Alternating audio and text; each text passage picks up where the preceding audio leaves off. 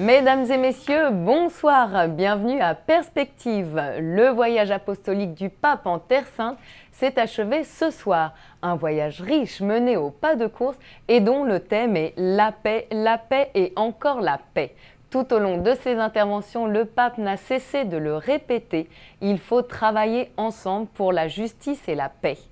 Hier, sur la place de la Mangeoire à Bethléem, le Saint-Père a d'ailleurs convié au Vatican le président palestinien Mahmoud Abbas ainsi que celui de l'État d'Israël, Shimon Peres, pour prier ensemble pour la paix entre Palestine et Israël.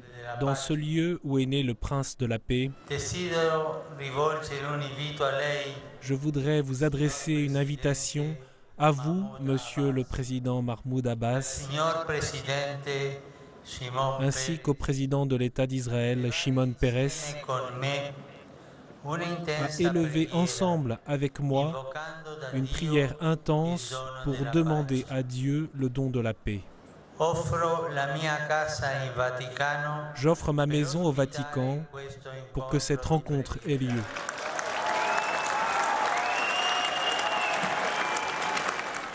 Arrivé à Jérusalem hier après-midi, le pape a visité ce matin l'esplanade des mosquées, troisième lieu saint de l'islam sunnite.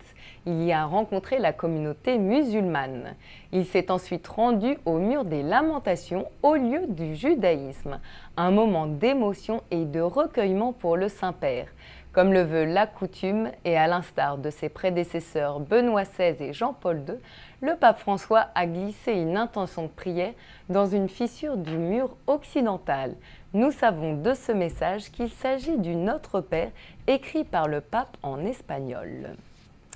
Autre moment fort de ce voyage apostolique, la rencontre dimanche soir entre le pape François et Bartholomé, le patriarche de Constantinople. Une rencontre qui fait écho à celle qui a eu lieu il y a 50 ans entre le pape Paul VI et le patriarche Athénagoras. Cette entrevue constitue une nouvelle étape dans l'unité entre catholiques et orthodoxes, initiée en 1964. Une déclaration commune a été signée entre le pape et le patriarche, appelant tous les chrétiens au respect des légitimes différences et à offrir ensemble un témoignage commun de l'amour de Dieu envers tous. Cette déclaration commune a été suivie d'une célébration œcuménique au Saint-Sépulcre de Jérusalem. Elle rassemblait les chefs de toutes les églises chrétiennes de la ville, le pape François, le patriarche Bartholomé, mais aussi les supérieurs des communautés gréco-orthodoxes, franciscaines et arméniennes. Le pape et Bartholoméos ont été accueillis au Saint-Sépulcre par les supérieurs grecs orthodoxes, franciscains et arméniens qui dirigent la basilique. Pour la première fois dans l'histoire du christianisme, toutes les églises de Terre Sainte ont participé ensemble à une célébration œcuménique.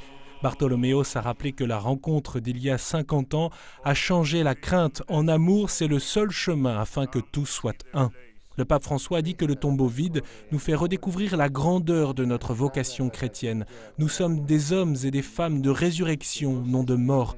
Ne privons pas le monde, a-t-il ajouté, de la joie de l'annonce de la résurrection. Et ne soyons pas sourds au puissant appel à l'unité qui résonne précisément en ce lieu à travers les paroles de celui qui, en tant que ressuscité, nous appelle tous « mes frères ». Nous ne pouvons pas nier les divisions qui existent encore entre nous, disciples de Jésus, mais les divergences ne doivent pas nous effrayer. Hier, le pape François a célébré la messe sur la place de la Mangeoire à Bethléem. En ce lieu saint de la Nativité de Jésus, le Saint-Père a centré son homélie sur la défense des enfants à travers le monde. Toujours proche des plus petits et des exclus, le pape a condamné toutes les violences faites aux enfants. Écoutons un résumé de son homélie. De nombreux enfants aujourd'hui sont encore exploités, maltraités, tenus en esclavage, objets de violence et de trafic illicite. De nombreux enfants sont aujourd'hui déracinés, réfugiés, parfois noyés dans les mers, en particulier dans les eaux de la Méditerranée. De tout cela, nous avons honte aujourd'hui devant Dieu, ce Dieu qui s'est fait enfant. Devant les 5000 personnes qui ont rempli la place de la basilique de la Nativité, le pape a expliqué que les enfants ont besoin d'être accueillis et défendus depuis le sein maternel parce qu'ils sont fragiles, comme l'enfant de Bethléem. Les enfants sont un signe d'espérance, signe de vie, mais aussi un signe diagnostique qui permet de vérifier l'état de santé d'une famille, d'une société, du monde entier.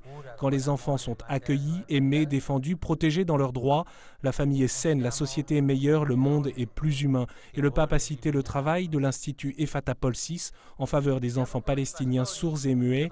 Un signe concret, a conclu le pape, que la société est meilleure. Messager infatigable de la paix, le pape François a fait une étape imprévue au mur de séparation israélien sur la route le menant à Bethléem.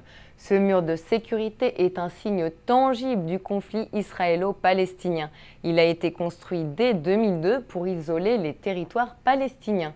Une entorse au programme officiel qui a laissé une image forte, celle du pape priant au pied de ce mur de béton couvert de barbelés et de graffitis réclamant la liberté. La Jordanie a été la première étape du voyage du pape. Après une messe célébrée au stade international d'Amman, le souverain pontife s'est rendu au bord du Jourdain, là où Jésus a été baptisé par Saint Jean-Baptiste. Cette étape a été l'occasion pour le pape de rencontrer de nombreux réfugiés syriens. Très sensible au conflit syrien, le pape François a renouvelé son appel pour la paix en Syrie. Il a demandé à la communauté internationale de soutenir la Jordanie dans l'accueil des réfugiés syriens et de cesser d'alimenter le conflit par la vente des armes. Voilà, c'est la fin de ce journal. Vous pourrez revivre plus en détail le voyage du pape demain dans les Échos du Vatican. Très belle soirée, à demain.